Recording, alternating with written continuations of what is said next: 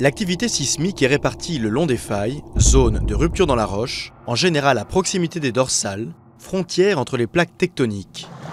Ces immenses plaques se frottent, entrent parfois en collision, s'enfoncent l'une sous l'autre.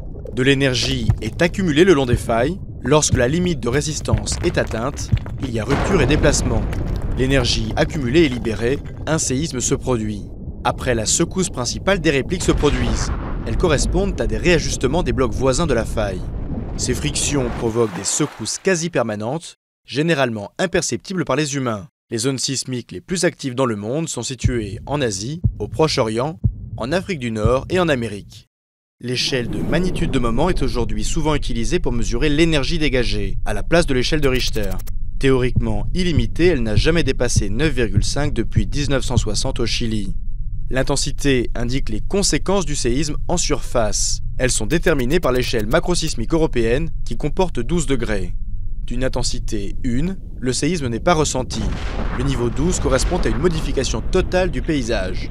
Par la suite, les phénomènes induits peuvent être, entre autres, des glissements de terrain, des avalanches ou des tsunamis.